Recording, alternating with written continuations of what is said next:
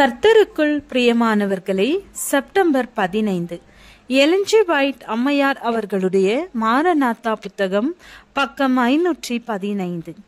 இன்றைய தியானத்திற்காக தெரிந்து கொள்ளப்பட்ட தலைப்பானது 4 காற்றுகளும் அவிழ்த்து விடப்படல். வசனம் வெளிப்படுத்துதல் 7வது அதிகாரம் 3வது வசனம். நாம் நமது தேவனுடைய ஊழியக்காரரின் நெற்றிகளில் முத்திரை போட்டு தீருமளவும் பூமியையும் சமுத்திரத்தையும் மரங்களையும் சேதப்படுத்தாதிருங்கள் என்று மகா சத்தமிட்டு கூப்பிட்டான்.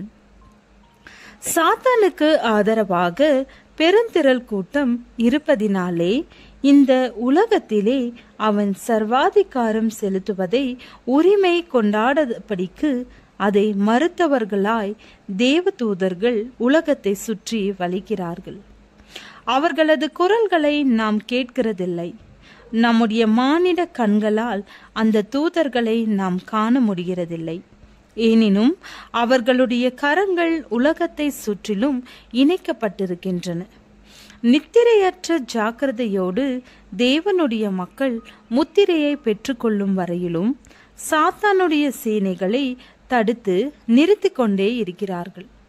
இயற்கையின் மூலக்கூறுகளான நிலநடுக்கம், புயல் மற்றும் அரசியல் சச்சரவு ஆகியவற்றை 4 தூதர்களும் பிடித்திருப்பதாக யோவான் காண்கிறான். அவைகளை விட்டுவிடும்படிக்கான கட்டளையை ஆண்டவர் கொடுக்கும் வரை அந்த காற்றுகள் தேவனுடைய கட்டுப்பாட்டிற்கடியிலே இருக்கும். அங்கேதான் தேவனுடைய சபையின் பாதுகாப்பு இருக்கிறது.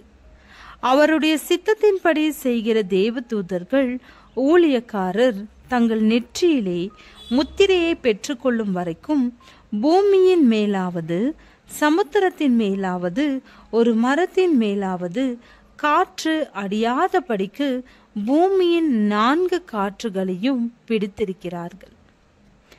உயிரோடு இருக்கிற அனைவருக்கும் இந்த காலம் திணறடிக்கும் அளவிற்கு கவனத்தை ஈர்க்கக்கூடிய ஒரு முக்கியமான காலமாகும்.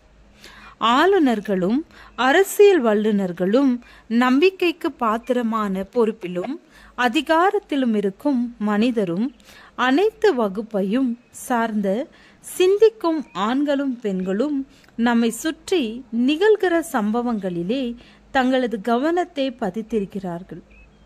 நாடுகளுக்கிடையே நிலவுகிற இறுக்கமான அமைதியற்ற உறவுகளை அவர்கள் விழிப்போடு பார்த்து கொண்டிருக்கிறார்கள். இப்பூமியின் ஒவ்வொரு மூலக்கூறையும் மும்முரமாக ஆட்டி படைத்து கொண்டிருக்கும் காரியங்களை கூர்ந்து கவனித்து கொண்டிருக்கிறார்கள். மேலும் உறுதியாக ஏதோ ஒரு மாபெரும் சம்பவம் நடைபெறவிருக்கிறது என்பதையும், இந்த உலகம் ஒரு மாபெரும் நெருக்கடியின் விளிம்பில் நிற்கிறது என்பதையும் நன்றாக விளங்கிக் கொள்கிறார்கள். உலகம் அதன் மேல் வரும் அழிவை குறித்து எச்சரிக்கைப்படும்படி தூதர்கள் அழிவின் காற்றுகளை இப்பொழுது பிடித்து கொண்டிருக்கிறார்கள்.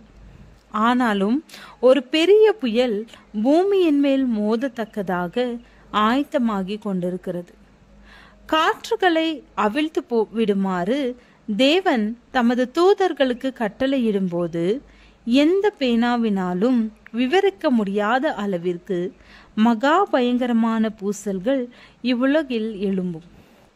தேவன் ஒரு சிறிய இடைவெளியின் நேரத்தை நமக்கு கிருபையாக கொடுத்திருக்கிறார். பரலோகத்தால் நமக்கு கொடுக்கப்பட்டிருக்கிற ஒவ்வொரு திறமையும் அறியாமையிலே அழிந்து கொண்டிருக்கிற மக்களுக்காக செய்யும்படி ஆண்டவர் நமக்கு நியமித்திருக்கிற ஊழியத்தை செய்ய நாம் உபயோகிக்க வேண்டும். இந்த எச்சரிப்பின் செய்தி உலகம் முழுவதிலும் தொனிக்க வேண்டும். ஒரு பெரிய ஊழியம் நடைபெற வேண்டும். இக்காலத்திற்கான சத்தியத்தை அறிந்த மக்களிடம் இந்த ஊழிய பொறுப்பு ஒப்படைக்கப்பட்டிருக்கிறது. ஜெபம். பரிசுத்த ஆவியானவர் மூலம் தெய்வீக ஆறுதல் நம் உள்ளங்களிலும் இல்லங்களிலும் பெருகுவதாக. ஆமென்.